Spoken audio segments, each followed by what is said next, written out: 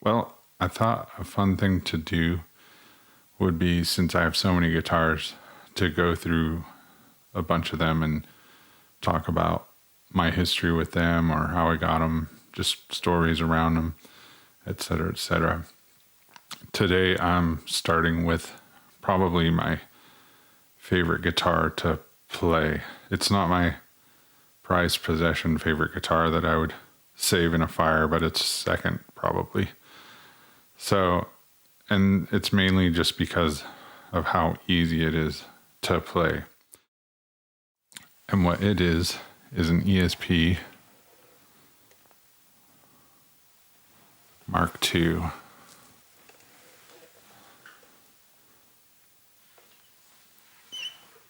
And it is awesome. So the way I got this guitar was Landmine Marathon was endorsed with ESP for a number of years. We started with them. We left Jackson Guitars, and our manager hooked us up with ESP, and we worked with a guy named Tim there for a while. So he helped us out a bit. And then our good friend Chris Canella, who was a rep at Jackson that we had worked with, and we were working with him as he'd moved over to EVH amps.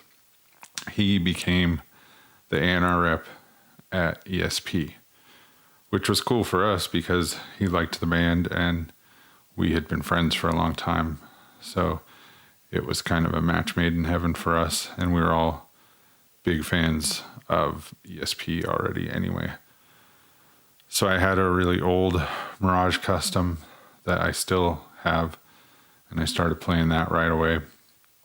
It's a super rad guitar. It's really similar to this, but it's a 1989 and it's beat to heck and needs some fretwork, etc., etc. I'll bring that one out eventually here.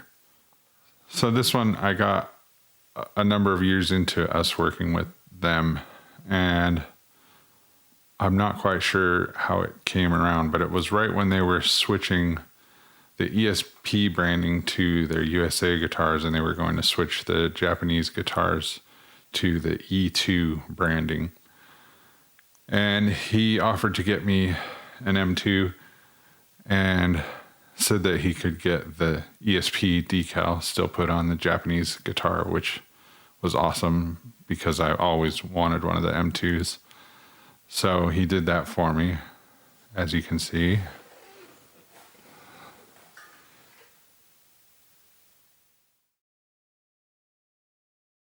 And of course I fell in love with it the second that I got it. It's different than my Mirage in that it has an unfinished neck, which I really love.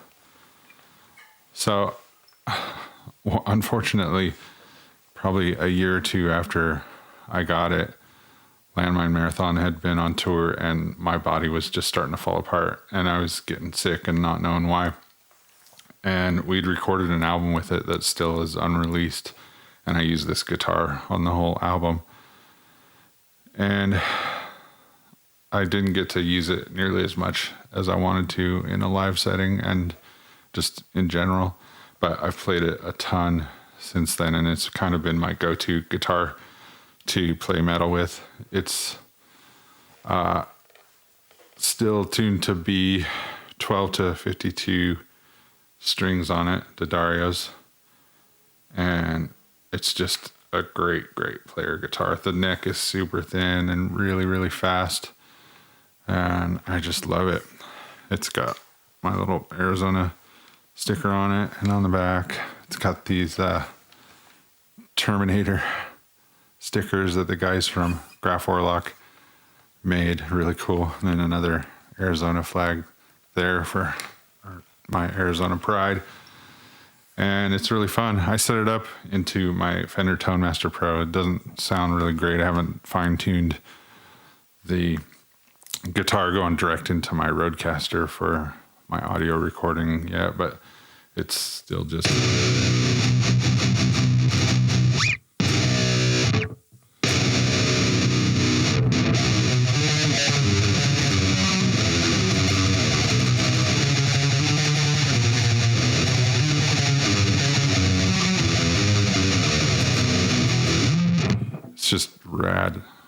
I'm a little rusty. I haven't been playing metal too much lately, but I just really, really, really love this guitar, and it's probably one that I will never, ever give up. So yeah, Chris got me this, and I really cherish it and will always keep it around. And it's on the wall forever in my house as long as I'm around. So if you haven't played an M-II and you really like a thin neck, check them out. I know they make an LTD version of this guitar now, and they are, I'm assuming, just as sweet. I think the LTDs play really nice, and they feel a little more, I don't know, processed or like plasticky, like manufactured, and not as hand-built feeling as these do. But they're still just really great. Like if you blindfold me, I probably couldn't tell too much difference between them. So check out ESP's M-II. Really rare guitar, and I'll love this one for a lifetime.